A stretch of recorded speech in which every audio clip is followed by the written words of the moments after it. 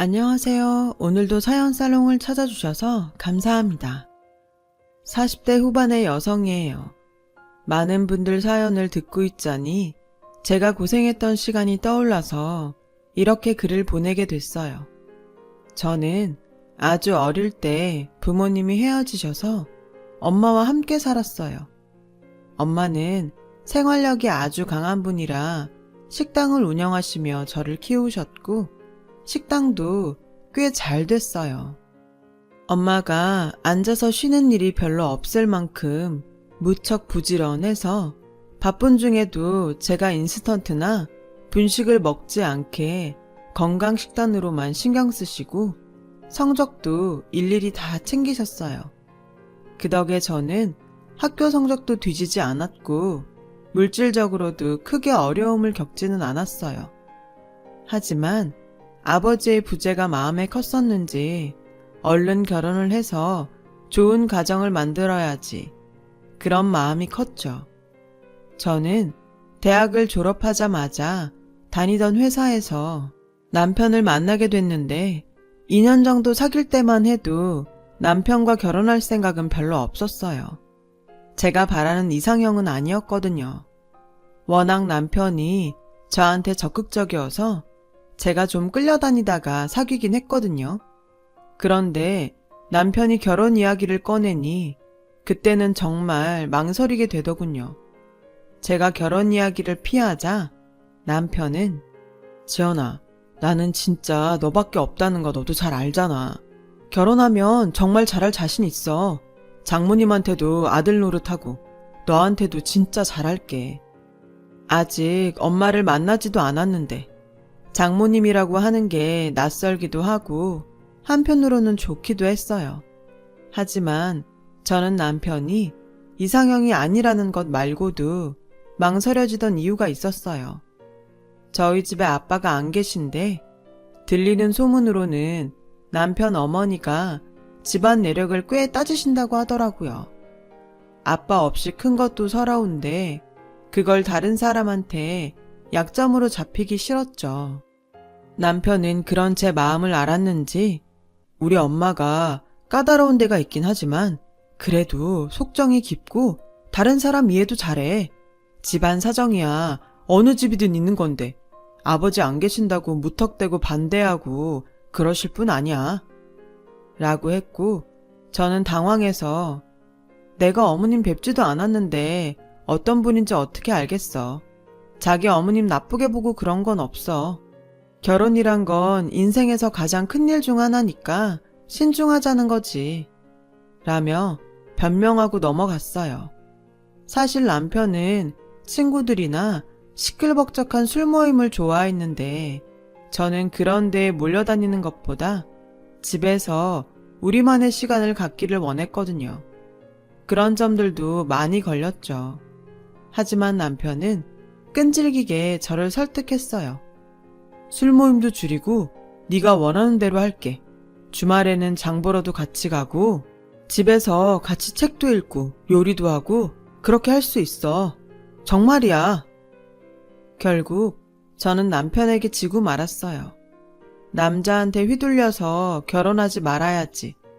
마음 단단히 먹었던 게 흔들린 건 누가 나를 또 이렇게까지 좋아해 줄까 그런 생각이 들었기 때문이었어요. 엄마는 남편이 집에 인사를 오자 손을 꼭 잡으며 우리 지연이가 아빠 없이 커서 마음에 외로움이 많아. 자네가 많이 채워주면 좋겠어.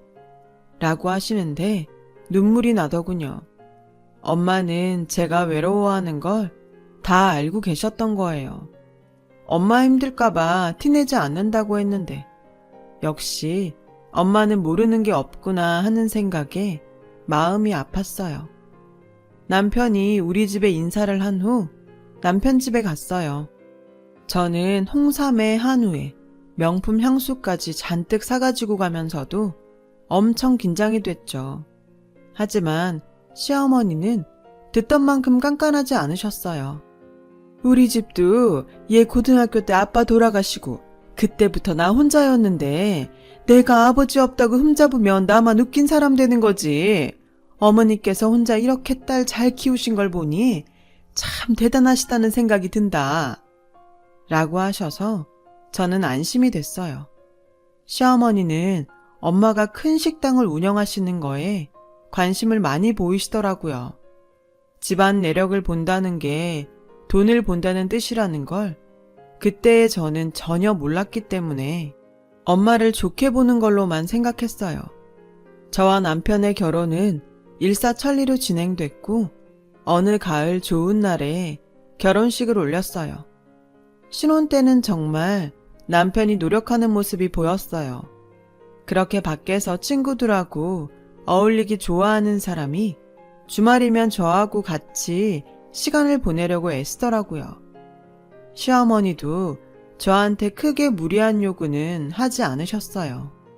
제가 알아서 주말마다 찾아가기는 했지만 제사나 김장같이 큰일이 있을 때가 아니면 다른 일에는 자유를 많이 주는 편이었죠.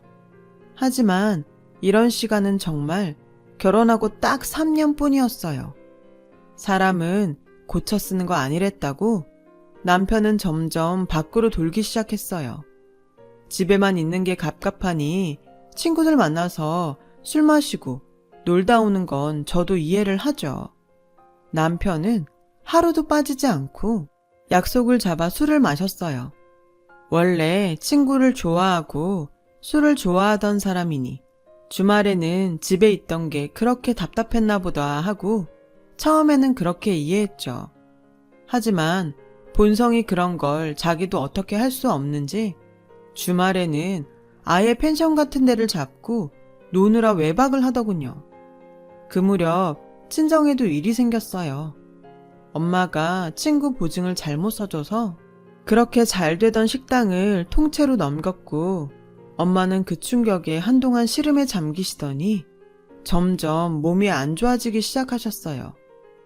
저는 남편도 남편이지만 엄마도 돌봐야 해서 한동안 친정을 자주 왔다 갔다 했어요. 그런데 시어머니가 저보고 친구들 오는 날 집에 와서 갈비찜을 하라고 하시더라고요. 어머니, 갈비찜 이번만 밖에서 사드시면 안 될까요? 그날 엄마 병원 예약한 날이거든요. 몸이 많이 안 좋으셔서 검사를 해야 된대요. 제가 돈 드릴게요. 라고 하자 시어머니는 넌 내가 돈이 없어서 갈비찜 하라는 줄 아니? 그동안 그만큼 봐줬으면 며느리 노릇 좀 하라는 거야. 어떻게 된 애가 너는 결혼을 했어도 그렇게 친정 노래만 부르고 사니? 우리 아들 번 돈으로 네 엄마한테 생색내는데 맞들렸어 아주. 저는 너무 놀라서 아무 말도 할 수 없었어요. 그동안의 시어머니의 태도와 너무 달랐으니까요. 그리고 제가 시댁에 며느리 노릇 소홀히 한 적도 없었고 단지 엄마가 병원에 같이 갈 사람이 없어서 제가 가는 건데 그렇게까지 말씀하시는 건 정말 충격이었어요. 엄마는 사돈이 섭섭한가 보네. 그냥 시댁에 가봐. 병원에는 엄마 혼자 갈 수 있어. 내 나이가 몇인데 그런 거 혼자 못하겠어. 엄마, 그런 문제가 아니잖아. 괜찮으니까 같이 병원 가자. 나 여태까지 시댁에 예의 벗어난 행동한 적 없고 엄마 아파서 병원 간다는데 그걸 보고 뭐라고 하는 건 아닌 것 같아. 지금이 무슨 조선시대도 아닌데 내 엄마 아픈 것도 못 챙기게 해. 내가 다른 때에 더 잘하면 돼. 라고 우기며 엄마와 함께 병원에 갔어요. 저는 그날 엄마와 같이 병원에 가지 않았으면 평생 후회할 뻔했어요. 엄마는 위암이었고 아주 심각한 상태라고 하더군요.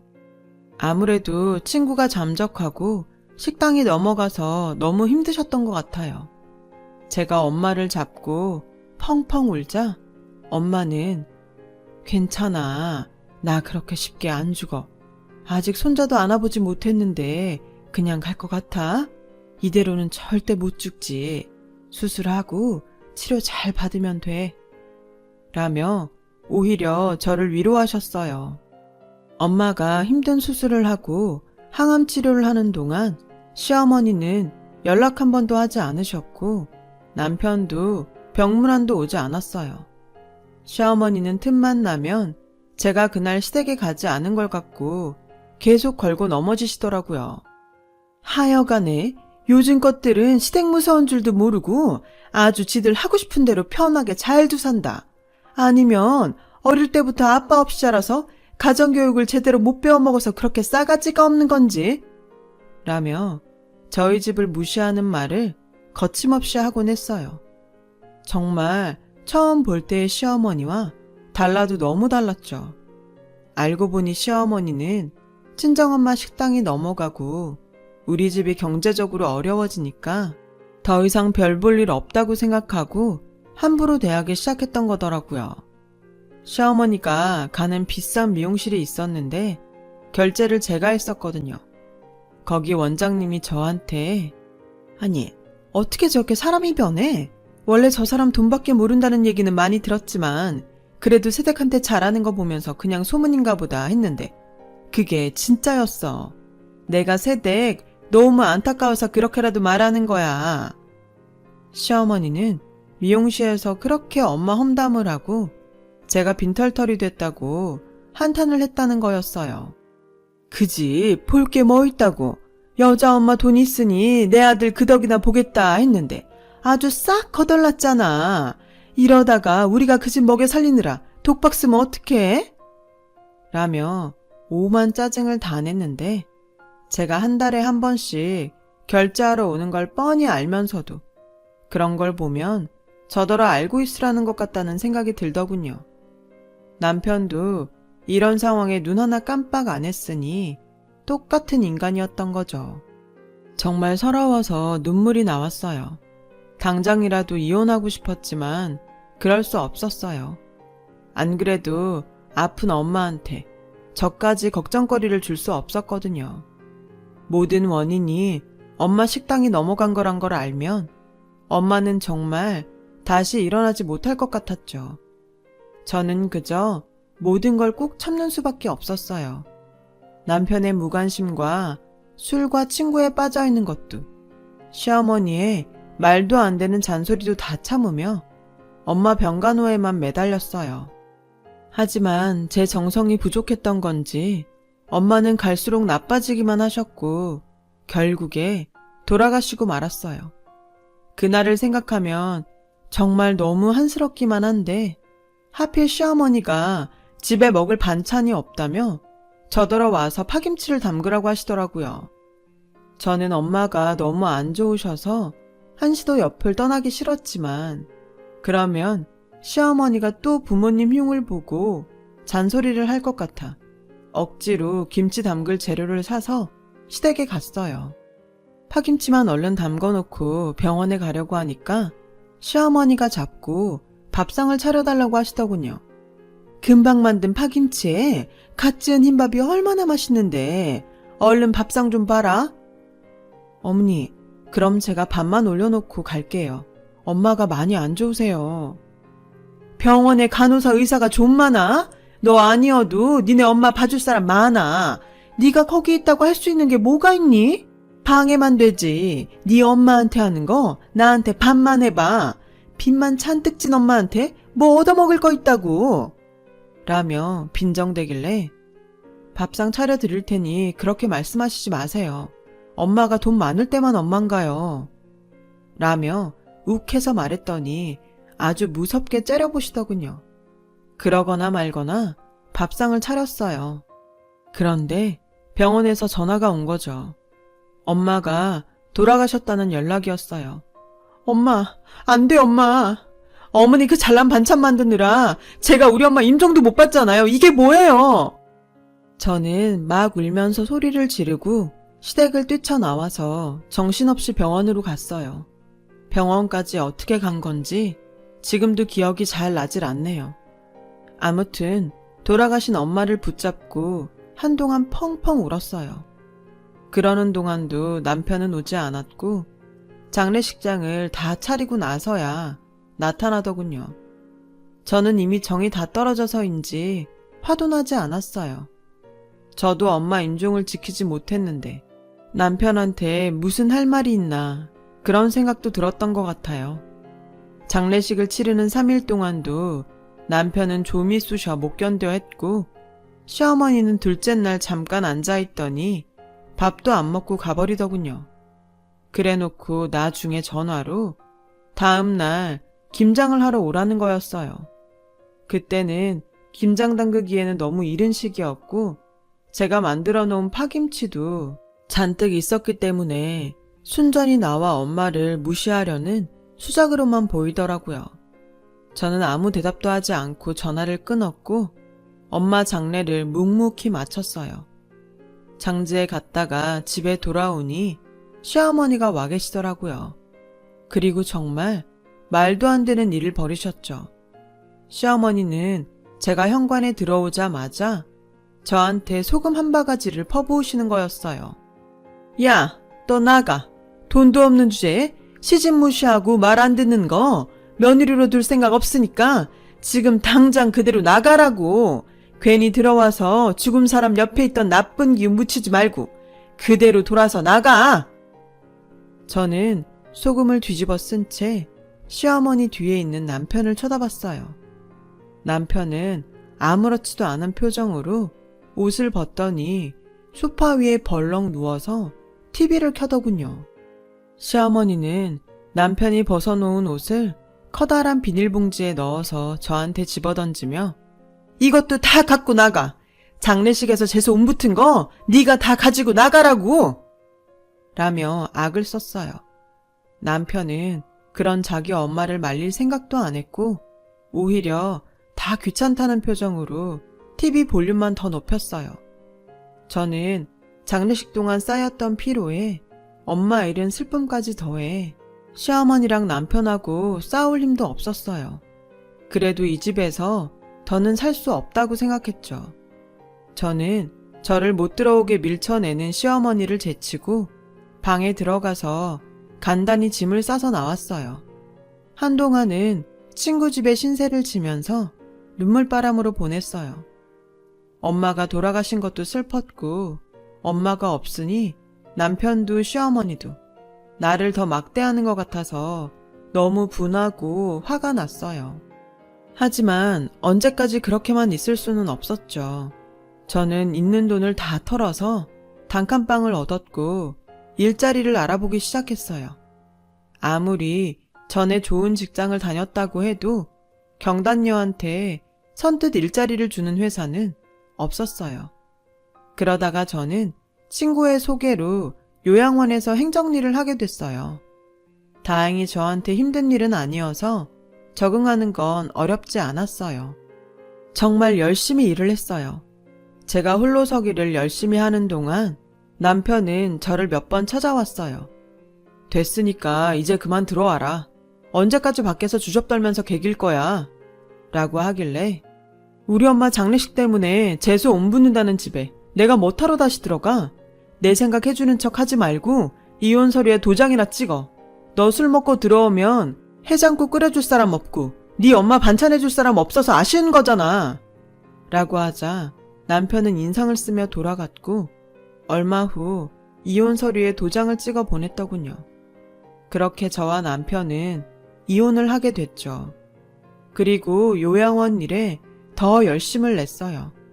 제가 할 일은 아니었지만 어르신들이 같이 쓰는 공간에 청소도 거들고 가끔은 할머니, 할아버지, 말벗도 대어드렸어요.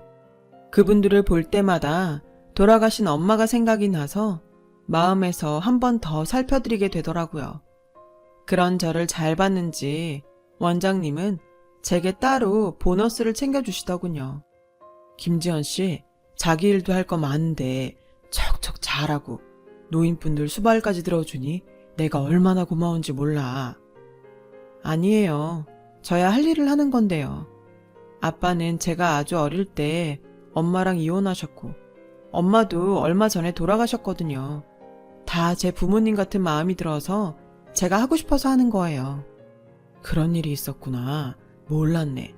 그래도 이렇게 자기 부모님처럼 생각하고 일일이 비위 맞추는 거 쉽지 않은데 김지연 씨 타고났나 봐. 요양사 자격증 따보는 거 어때? 그때까지 생각하지 못했던 일이었는데 괜찮을 것 같았어요. 그래서 원장님이 하라는 대로 공부를 해서 사회복지사 자격증을 따고 요양보호사 교육과정을 마치게 되었죠. 원장님은 그동안 제가 행정일을 하면서 노인들을 돌봤던 것까지 경력으로 인정해주면서 다른 요양사들을 관리하도록 하셨어요. 저 정말 열심히 일했어요. 전보다 더 노인분들 환경에도 신경을 썼고 예산이 허락하는 내에서 가장 좋은 것들을 해드리려고 노력했죠. 그 효과가 나타났는지 저희 요양원이 좋다고 소문이 나서 들어오겠다는 문의가 예전보다 더 많이 늘어나더라고요.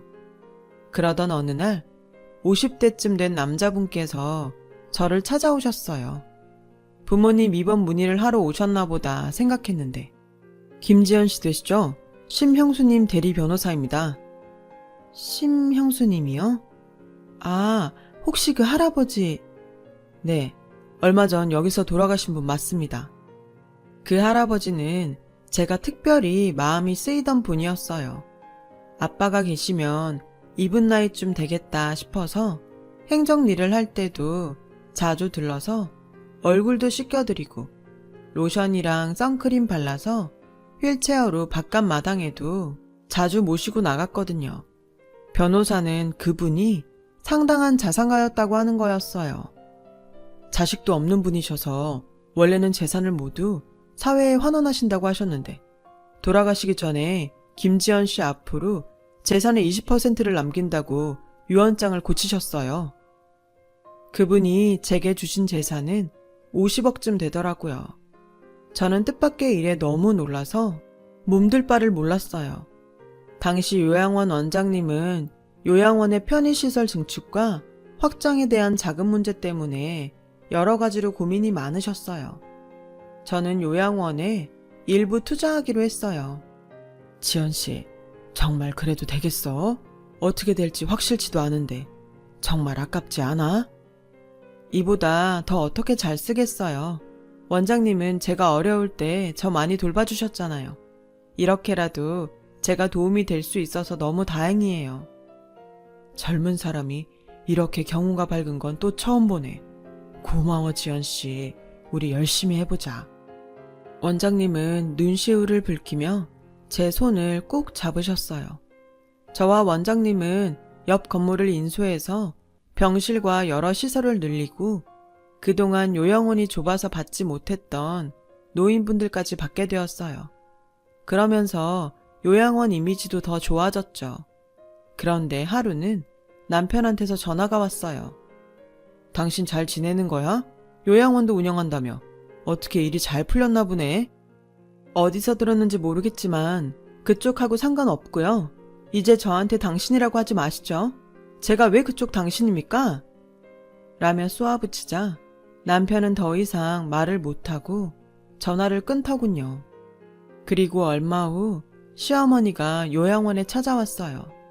만나고 싶지 않았는데 막무가내로 제 사무실로 밀고 들어오더니 땅바닥에 주저앉아 신세 한탄을 하더군요.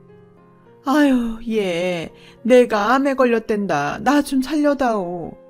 라면서 매달리는데 정말 한숨만 나왔어요. 듣자 하니 니네 요양원이 그렇게 시설도 좋고 다른 데보다 밥도 잘 나오고 좋다며? 자리 하나만 내줘. 여기는 할머님은 못 들어오세요. 그런 게 어딨어? 네가 여기 있는데. 예정을 생각해서 네가 힘 좀 써봐라. 아니에요. 저희도 우선순위가 있어요. 할머님은 그 우선순위에서도 밀리시고요. 차라리 병원에 입원을 하세요. 내가 입원할 정도는 아니랜다. 그리고 할머님이 뭐니 청없이 들리게. 제가 댁하고 정이 있을 게 뭐 있나요? 우리 엄마 아프실 때 생각하면 저는 지금도 피눈물이 나요.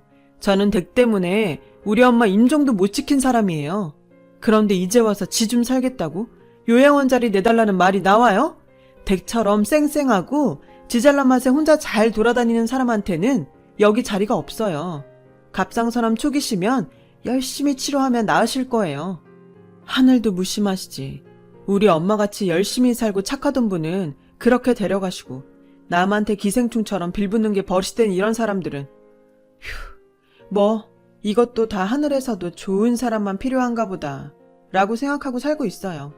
당신 같은 사람 돈 없으면 무시하고 그런 사람한테는 요양사도 소개 못 해주니까 그런 줄 아세요. 저는 완전히 차갑게 돌아섰어요. 시어머니는 그런 제 소매를 잡으며 뭐 그런 옛날 일을 자꾸 들먹여 라길래 제가 화가 나서 뭐라고 하려는데 갑자기 원장실 문이 열리더니 원장님이 시어머니한테 소금을 판바가지 붓는 거였어요. 진짜 내가 아픈 사람한테 이래보긴 처음인데요. 할머니, 양심이란 게 있으면 그렇게 사시면 안 되죠. 장례식 마치고 온 며느리 그날로 집에서 쫓아내고서 어떻게 여기까지 와서 자기를 받아달라는 말을 합니까?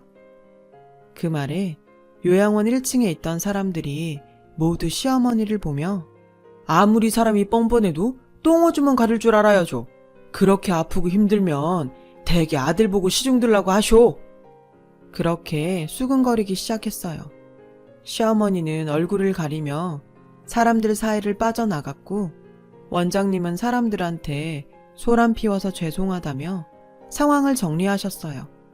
저는 시어머니가 아픈 건 안 됐지만 솔직히 통쾌했어요. 저희 엄마 가시는 길에 저에게 했던 일에 비하면 아무것도 아니니까요. 그 후로 시어머니와 남편은 다시는 저한테 연락하지 않았어요. 알고 보니 시어머니는 요양사 몇 명을 갈아치우고 다들 학을 떼고 시어머니 집을 피하니까 저한테 찾아온 거였더라고요.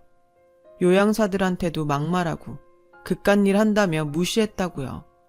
그런 게 돌고 돌아서 벌을 받은 건지 모르겠지만 시어머니는 아무도 봐줄 사람이 없어서 결국 시골 친척집에 얹혀 살게 됐다고 해요. 그 후로는 소식을 알 수 없네요. 그게 벌써 5년도 더 된 일이에요. 저는 원장님과 계속 요양원을 하고 있고요.